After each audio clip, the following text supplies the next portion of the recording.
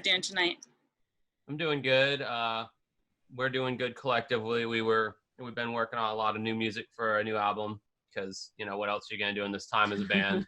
I'm Trish, by the way. That's Ben, wherever he is on your screen. Hello. I am Josh Cannon. I am the lead singer / guitar player / writer in Dancing with Ghosts. Well, shit, you took all the titles. What am I supposed to be now? You can have the same titles. I want all the same titles, except I don't play guitar. I play keys, but not guitar. And what's your name? Stephanie. You're not very good at this. Shut up.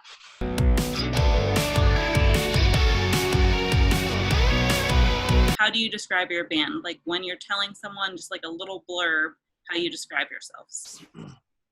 I describe us as electronic-based music as far as the beats and synthesizers, with melodic alternative rock centered guitar riffs with very catchy vocals on top. There's some bands that we can use for comparison: Depeche Mode, The Killers, Foster the People. I go more like Shiny Toy Guns and Birthday Massacre, but they're not as big. Right. So no, people usually don't know who those bands are, yeah. But that's a kind of a gift and the curse of our music, is there's no one genre we fit into. So it's just kind of its own thing. Yeah, because we kind of make whatever we want. So each of our songs is not necessarily like, oh, this song is going to be just like this song. No, it's not. Yeah, so. it does definitely err on the more mainstream side as far as the directness of the music, though. It's not something that you have to do a deep dive into to be able to understand. It either hits you right away or it doesn't, you know. Right, I noticed that, and I liked that like every song sounded a little bit different. It was like really cool that like each song, like it just felt like different things, and some of the music videos and like the way you're singing made me feel like I was in a musical. So like, yeah, that little element going on, I thought that was really awesome. 'Cause I'm your demon and I'm not leaving. I've been the only thing that you can believe in. Can't let you see evil things inside of me. You can't hear me. Just shut your mouth and close your eyes. Yeah, we're both super theatrical. Whenever we start writing, I just can't help but to infuse theatricality into the songs. It's just what's exciting to me. It's what gets me going as a musician. Like I don't know how punk bands like come up with instrumentals, because the instrumentation is so basic. How do you get excited about that? You know, like, so for me, like I have to do something musically that sounds exciting just on its own without vocals even over it. And then when we put the vocals over it, then it takes it to the next level, hopefully, if it's good. Yeah, I see a lot of that spill over to your videos too, where you put the theatrics and the dynamics of what's going on with the plot line in the video and the colors and everything that you use. They're really amazing. Well, thank you. Yeah, we Thank feel you. that the music video, we really want it. We want it to, because I really love music videos. I think it's a lost art. And I think that when a good song comes together with a good music video, there's this weird magical thing that happens where the sum becomes greater than the parts. So a great music video with a great song is better than what the song or the video by themselves would be. So that's what we try to achieve every time we do the music videos, much to our detriment, because there's usually a lot of pain and suffering in the making of our videos. I die a lot, or I'm covered in blood a lot. I killed you once. That was cool. But yeah, I enjoy / suffer every video. Like it's always worth what you're doing at the time. But at the time, you're just like, man, it is freezing, or it is really hot, and I'm half naked, or I have way too many clothes on, and there's makeup and blood and stuff everywhere. It's just starvation. It's not, we didn't do it right. Please. We didn't do the video right if there wasn't any kind of suffering in the making of it. Yes, every single one. There's got to be some kind of, at least, huge inconvenience, at the very least. The song's about being young forever or getting old. Distance I'm chasing.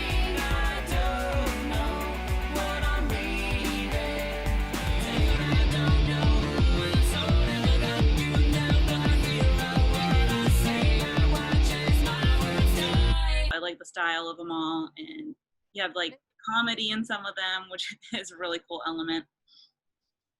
I can't help to I can't be like the serious cool like musician guy, man. Like that's not my personality. Like I'm a jackass, I'm goofy. Like I'm more Blink-182 personality than I am like some serious critically acclaimed indie band who's like they're just very serious about their artwork. Yeah, it was cool doing the video, whatever. You know. Yeah, it was alright. It's like 10 people saw it, but they were only important people, you know, whatever. Next question. You know, I can't be that guy. I'm too goofy despite how our music sounds serious a lot of times, but that's just not either of our. If people knew how lame we were, we would have no respect from anybody. We're pretty cringy, but Her more so than me, but yeah. I mean, we all are at times, but everything like looks great, sounds great, and Blink-182 is a great band to be like. I was just thinking earlier, I don't remember. I was thinking like kids nowadays don't know Tom DeLonge because he's not in Blink-182 anymore, and kids are just like, oh, this Matt dude, and I'm like, no, Tom. I was literally arguing. On the Dancing with Ghosts YouTube channel, I've actually done a whole video rant that I put together about no Tom, no Blink-182. No Tom DeLonge, no Blink-182, period. Probably good to be talking shit about a major band when you're being interviewed. Probably good. I have the same feeling, so it's good someone else feels the same way. But we're not here to talk about that. Let's get back to you guys.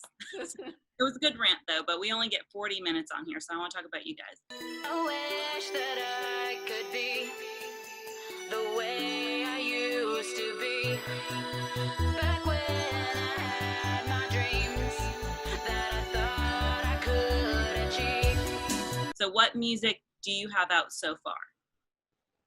I mean, we have several albums out.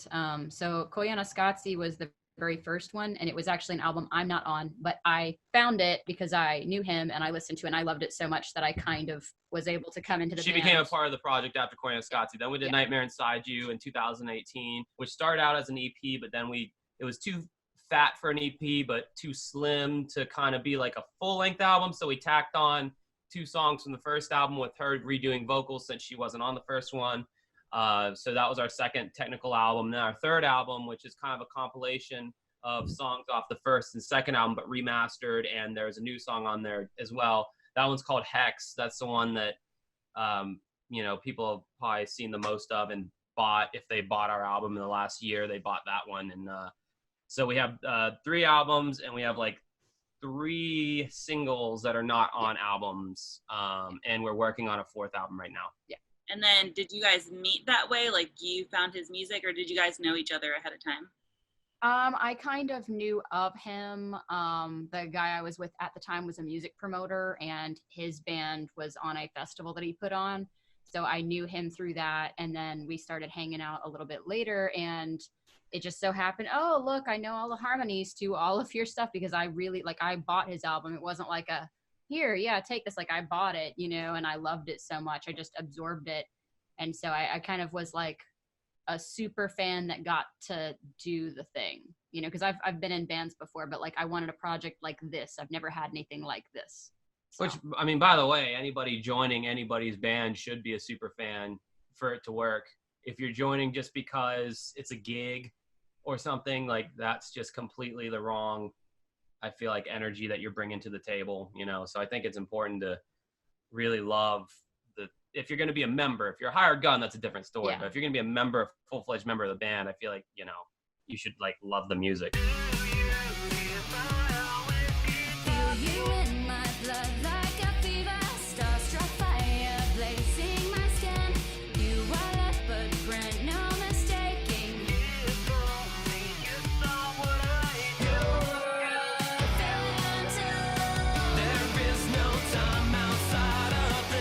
You want to ask a question? So, like, how did you guys get started in music? Like, what brought you into music in the first place? Like, were you always into music, or did something happen that made you start practicing an instrument, or, you know, something like that? I was actually had experienced an alien abduction when I was 8 years old, and they imparted all these songs into me. and I just needed to get bigger hands. So when adolescence hit and I was able to actually play a guitar, they said by the 4th album, your destiny. No, I'm just joking. No, I started out playing drums when I was 12 or whatever, and then my brother got a bass, my cousin got a guitar. They just let them collect dust. I was sitting there eyeing it like it was like a hot girl. I was like, oh, okay, I kind of like that sexy bass guitar. So I started playing that. Now I started eyeballing the guitar, started playing that.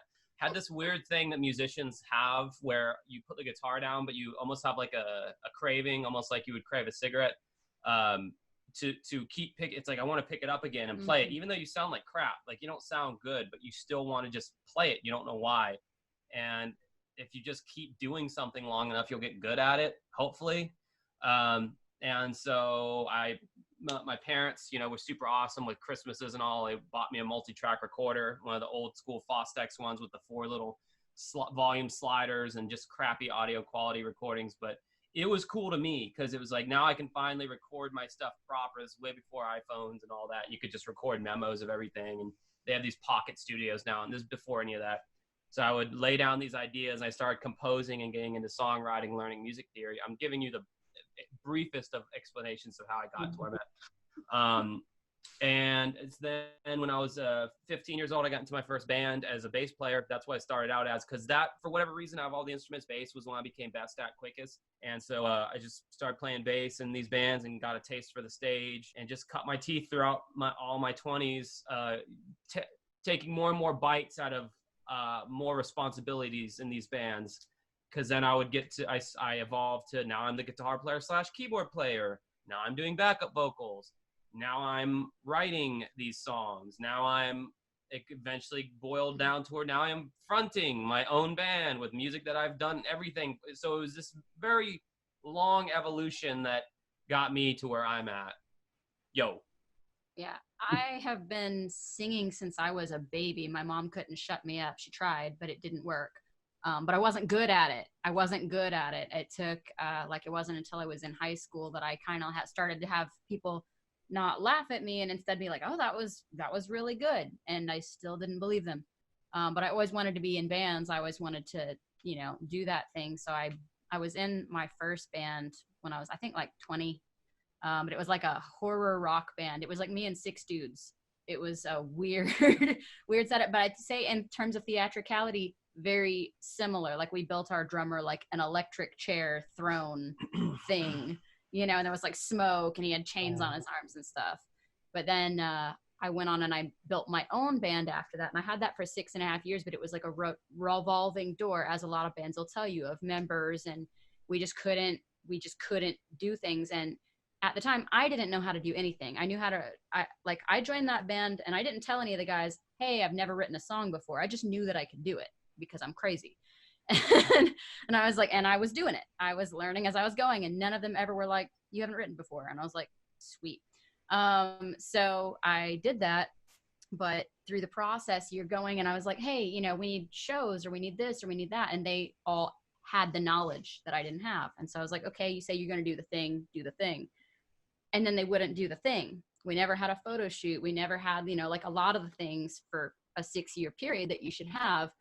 And so I was like, all right. So I left that. I went on a hiatus. And then when I joined this, I had to learn to do an insane amount of things, like booking, how to book a tour, and how to do so many things like I'd never done before. I learned to play keys to play in this band, because I wasn't content to just sing and do nothing else. I didn't know how to play piano or keys. Before you joined this group, you had been out of music for what, 4 years? Not that long, but a few years. Yeah. So I was surprised, but I was looking for a project badly when I found this one. Being in Jacksonville, the talent pool is very small here, like legit. There's a lot of people who, wannabes for better. I wish I had a more nicer way of putting it, but people who don't have the goods, but the talent pool of people in Jacksonville that actually have the goods to where they can actually be in a band that's serious and go on tour, very, very small. So when I found her, I was like, why the hell haven't anyone, this untapped talent, like why?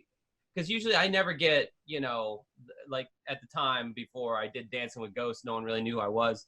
I never got choice cuts of any singer who was available or any, so I was like, wow, I really lucked out with this, because if someone else had found her before me, they would have wanted her in their band, so I got lucky with that. The right timing. Compliment every now and then. I'm gonna wear that one for a while. Good. Hiding from the night, sacrificing nothing. Still you call on me for entrance to the shrine. Rip my heart out and pull it out of my chest. This doesn't have to be the big get even. This doesn't have to be anything at all. Right here, right now. Right here, right now. You guys have been doing during quarantine, you guys have been really active, more than a lot of bands out there. You guys have been like doing live shows and just like all your videos. Let's talk about that. And I think I wanted to say that you guys had that theatrical, all of that background that you're talking about. I think that really helped you to like survive quarantine. Like you guys are just doing so much. So let's talk about that. I think the ability for us to still be able to have so much of an output right now, where a lot of other bands maybe aren't able to do that, is because I had this ethos when I started Dancing with Ghosts that I wanted to be completely self-reliant, whether it came to the video production, the camera work, recordings of any kind, whatever the case was. I wanted to just be able to do it all myself. So A, I save a lot of money, and B, I never ever have to rely on someone else again, or their timeline, or I'll get it done by this day and it doesn't get done. So all that infrastructure was already in place way before the quarantine hit. I mean, we were doing our own music videos, we were doing our own promo, we were doing our own photography, own recording. We don't have to go to recording studio.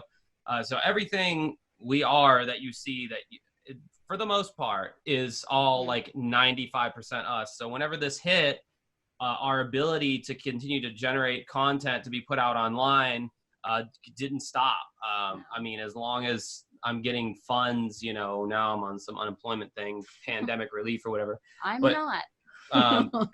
So we're able to do all that stuff still. And live streams are free and a good way to stay in touch with your fans who are just eagerly awaiting that faraway day when we're finally able to actually really play a real show again. Another thing that drove all of that was, we were supposed to be on tour this summer. And when that we're watching stuff, like keeping up with the news going, no, this was like our dream, like we wanted this thing so bad. And when that got canceled, or when we knew it was going to be canceled, we're like, all right, time to shift gears. Cause we have gears. We're like show mode or music making mode or whatever. We just lock in and go with it. And we, we're like, well, what can we do? So we're like, music, obviously, music creation is what we can do. So we put out a new song. We made a music video for it. All the online promotion where you're able to reach people, which is what bands should be doing anyway, even if pandemic or not. I mean, you should have an online presence. Yes. You should, it's absolutely essential if you want to have any kind of relevance nowadays. I mean, if you just rely on, we're going to play a bunch of shows in our hometown, play a few out of town shows, and like all bands out there should be doing what we're doing, like no matter what.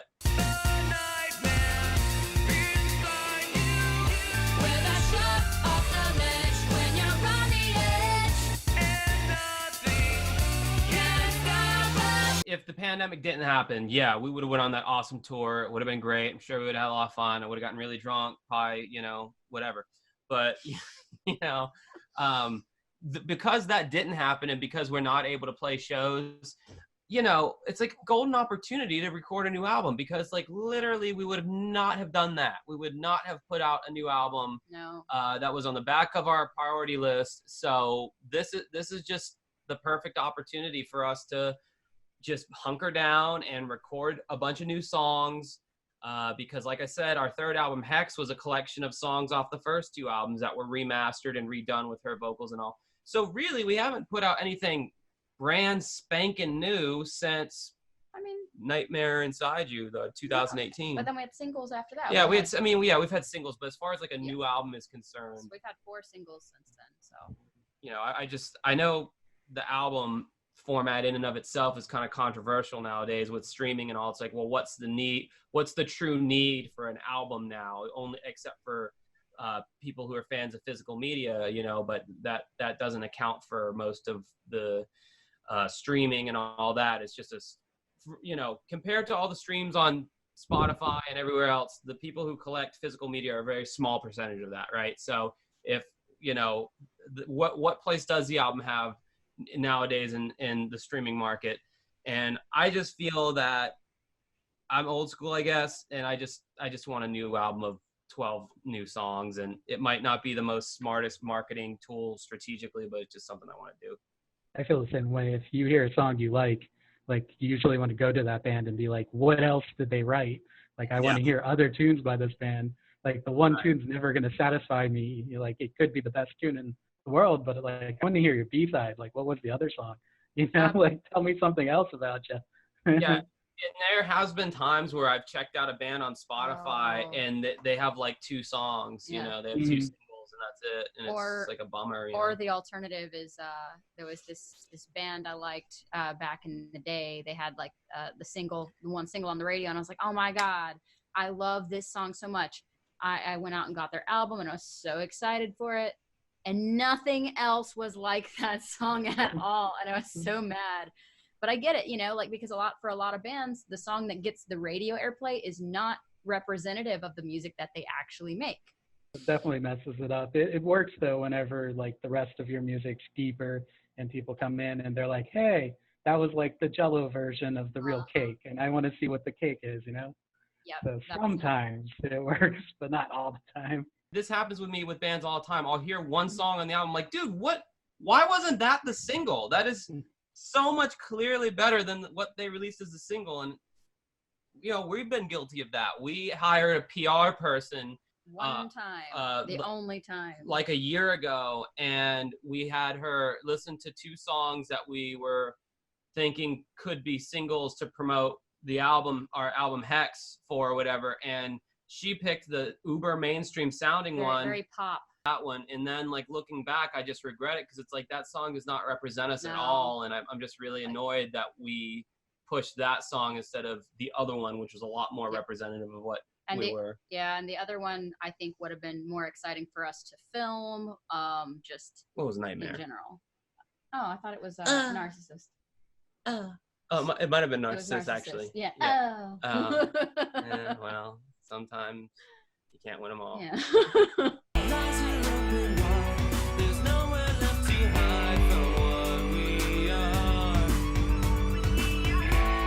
Let's talk more about your music videos, because like we said, they're like a big production, and you guys do like almost like you do all the work. You guys do the filming as well, the makeup, or do you have like friends that come in and help? We've only had friends for 2 videos, and that's literally for like, we have so 2 extras in our video for Faded Neon. One is literally our boss. We both DJ on the side, and it's our boss that owns the nightclub that he let us film in, so he's in it. And then our friend Harvey, who on rare occasions, so for just 2 or 3 videos for a couple of shots that we can't get because we have to both be in them, like gimbal shots. So you actually need a physical human to get those. But we've got 7 videos 7 now, and we've done like the first, I think 3 or 4 we did entirely ourselves, and after that it's just you're bringing them in for that little auxiliary shot that you need, that because you want to both be in the shots and you don't want it on a tripod.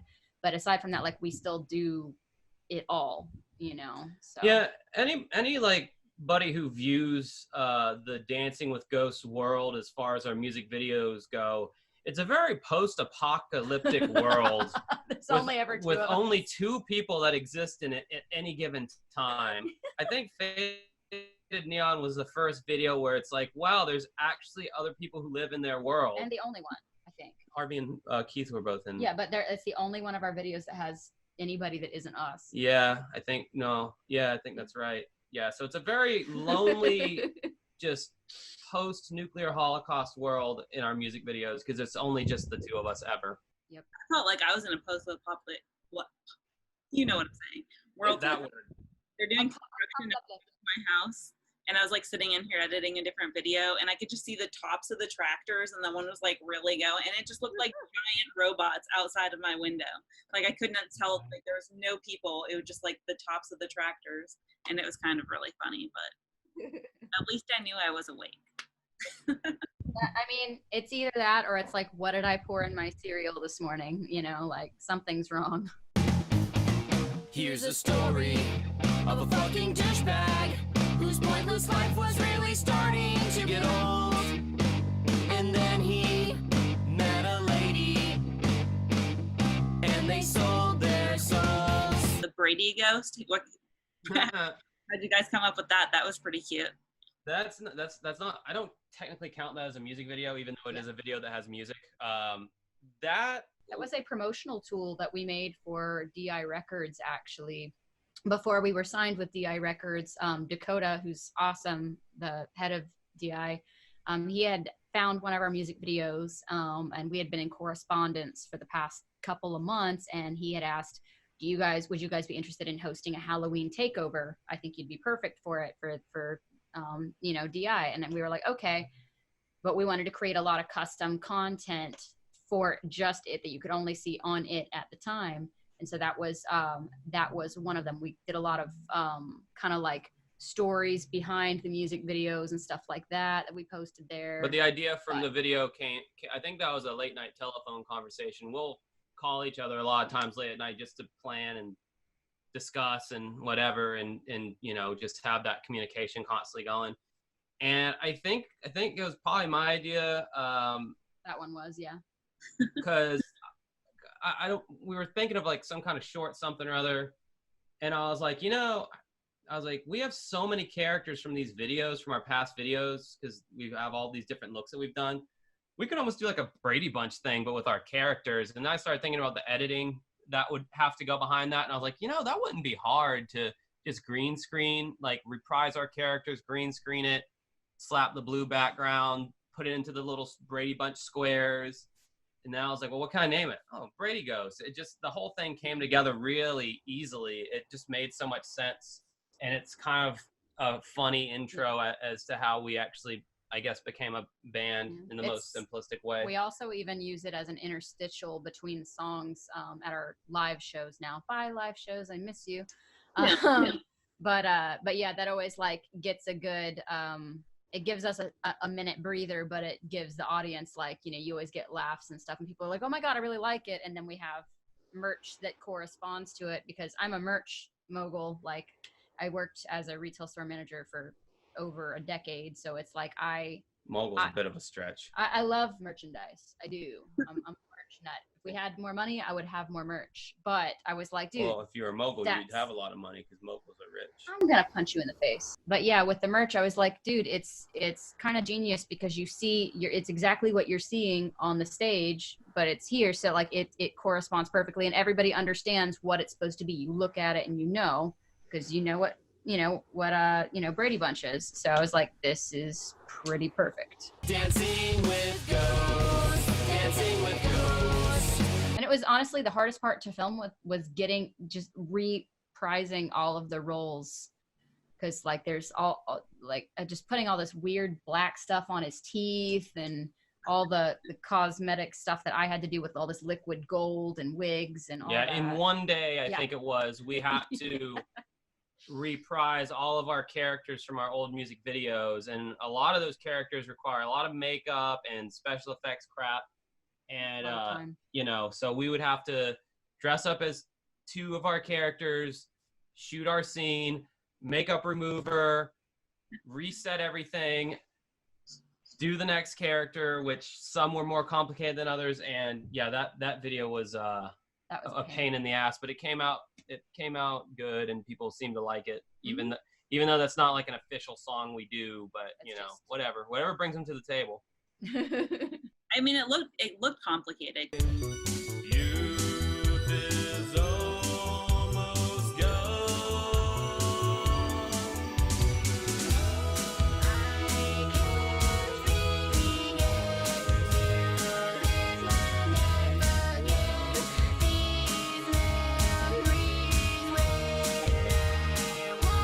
The newest music video, like whole video is I Like You, and then we have a newer single out that's it's just a lyric video, but it also was shot live with us as well. So it's like one of those spicier lyric videos where we're actually in the video. We're not doing a whole lot, but we are in there. So it's not just plastering words up on a screen and then keying to the next line of lyrics. It's like, it's a lot more, it's almost like a pseudo music video / lyric video. kind of. Liked how you pulled it together. I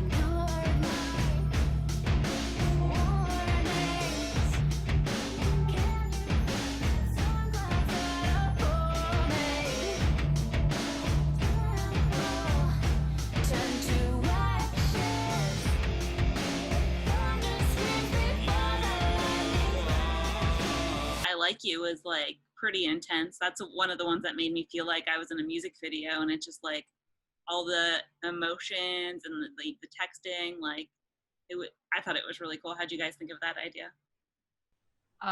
Quarantine and brokenness.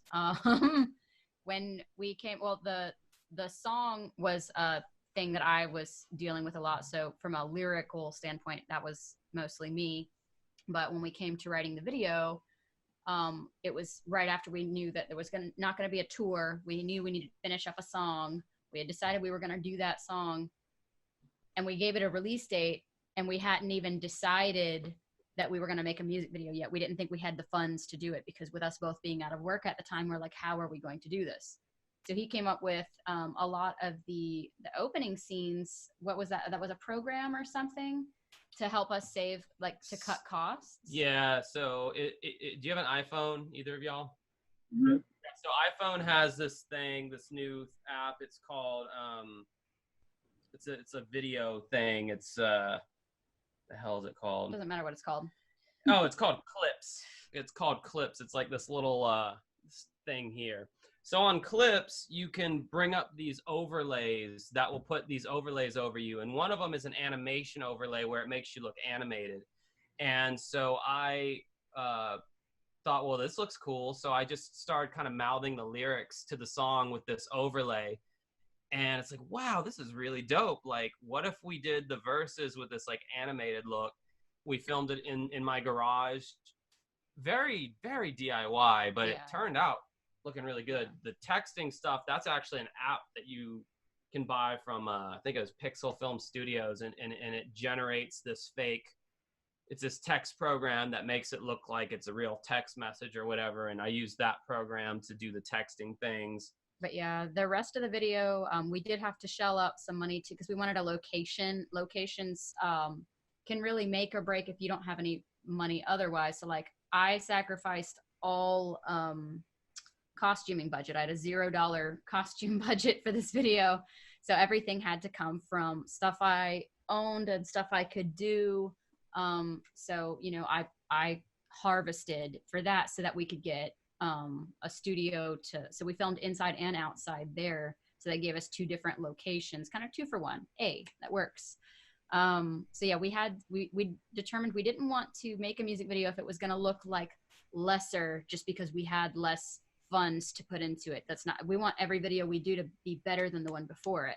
So we were either going to make this better than our previous videos or not make it at all. And then when we decided it already had a release date, we were like, oh, now we have to get the video done. Oh crap. All right. So we had to really just hustle. It was a lot. And in the scene where I die, that was just shot at her mom's house. Yeah, I forgot about my house. So I was actually cleaning that blood off of my walls and floor yesterday because there's still remnants of it. That we had to do so many takes to get that blood splatter right, and we actually are creating like a fun outtake video right now of all the like every ridiculous thing we had to do to get some of the stuff that we do. And like I said, I was like, how is there still blood over here? Oh my god! But there was. Yeah. Yeah. Making a realistic blood splatter effect, like that's convincing, that looks like a bullet went through someone's head and then on your end it splattered. That's a very difficult And he was holding the camera and shooting the blood. No, I wasn't holding cameras on the tripod, but yeah. But getting that splatter effect was very, very difficult. I mean, I thought it was going to just be a matter of dipping my fingertips in the bowl of blood and going like that, and you know, but that was just little speckles. So I think what we ended up doing, we have takes where you have like a straw and you can see the straw shooting it, and what finally worked was a giant syringe. When that's not what worked. That's not what we finally did. That was the final one. No, it wasn't. What was the final one? So we took a turkey baster at one point. That's what I just said, the giant syringe. Yeah, that was not the final take, dude. Were you there? I'm starting to question. That literally, when you shove the plunger all the way down the turkey baster, it was this thick comical stream of blood that hit her right in the eye and just went everywhere. And it's like, yeah, I don't think that's what it looks like when someone gets shot in the head. I don't think the splatter pattern happens like that. So what we had to do. That was the most traumatizing one for me. Finally, we're just like, okay, the splatter's not going to happen in real time. So we did a clean slate of her standing there with the gun, recorded that, and then I had her stand there continuously so the shot looks continuous when I edit. And then I just literally took blood in my hands and just started throwing it all on her face. And then I hit record again, and then in post-production, I did it to where it's clean slate, white flash on the screen, you hear a gunshot sound, and then when it fades back, she's covered in blood. Don't like you. So it's not a real-time blood splatter, because that was just too difficult to achieve. We did try, like, God, the amount of takes, and it was all in my wig and on my face and my body, and, you know. These are the stupid details that you learn when you do music videos. You learn, like, wow, it's really hard to get how like the KKK will burn those crosses. It's really hard to like wrap, because we wanted DWG on fire for one of our videos, and we're like, well, how do you like get letters to be on fire? Because gasoline's gonna burn off the letter very quickly, and just learning how to like do. So now I know how to make like a flaming letter or whatever shape. I know how to do that now and have it stay burning for a long, like these are the things you just have to learn along the way. And Google and YouTube are both great tools to teach you how to do that. I wish you guys were here in Pittsburgh, because I would love your help on creating things. I could probably show you a lot of stuff, teach you a lot of things. Pounding on the window. I don't know what he needs. Anyway, he's knocking on the window and keeps looking in. He can walk in the house. I mean, a lot of our stuff is trial and error, but I mean, sometimes we'll even do like pre-shoots before a shoot just to be like, okay, yeah, this shot should work if we have the luxury of shooting like in his house, which a lot of our videos have been shot in his house. Yeah, we've squeezed about as much juice out of my house as possible as far as location shots. Yeah. I think the only place we haven't shot is like on my roof at this point. Literally every other place in my house has been used. There's front yard, backyard, living room, kitchen, bathroom, like everywhere. Everywhere. We've shot in every room. Yep. I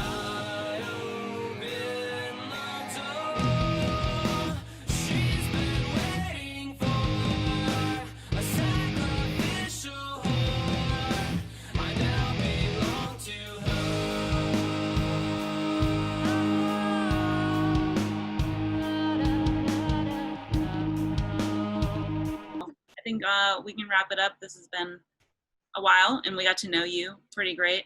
I just want to say I love that you guys have the different alternative fashions. Like, I feel like the MySpace days, but like now I also feel like the evolved, like, you know, it was like the colorful stuff, and then like now I've grown into like the goth thing. But I was talking to someone the other day, and it's just really cool that like as an adult you can do it all. You don't have to just be one thing. Like, you can be different kinds of alternative, because they all intermix, but when you're younger it's like you are pressured to like pick one. And I just like, I feel like everything I've gone through in life, you guys fit all those things at the same time, and it's like nostalgic and like motivating.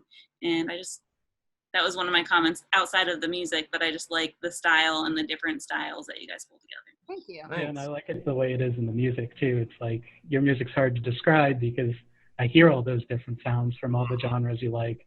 Yes. And you just do a really good job like bringing in whatever you need for the song. And it's not so much about if this sounding like other tunes I have. It's more, does this fit this tune? Does this make this tune more powerful? And that really brings just that extra edge that you don't hear a lot of bands having. Well, thanks, man. I really appreciate that. We are a marketing nightmare, but we like what we do in that sense. I don't know. I always really liked. I'm not a huge fan of his music, but like Bowie and all his different looks that he went through, and you know, Maynard from Tool. Anytime you see Tool live, you never know how Maynard's gonna look when he gets on stage. He's always changing his looks, and you know, even a band like Slipknot, they change their masks every album cycle, and I just love that constant theatrical changing, evolving, always being something different, having different periods where this was our you know, face paint period, and now we're in our more gothy.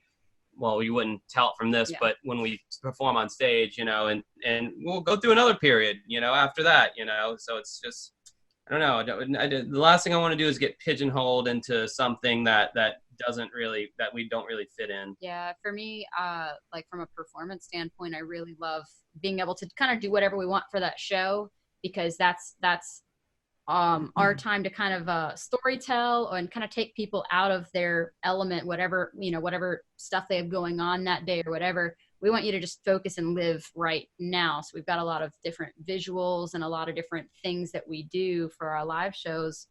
And a lot of it, you know, is costumey, not in a cheesy way, but like we carefully choose what we're going to do for each show, because we want to be able to, you know, really breathe that into that show, you know. So yeah, like, I mean, our upcoming show, like I'm thinking more of like a Hamburglar thing, and she's gonna be Grimace. It'll be perfect.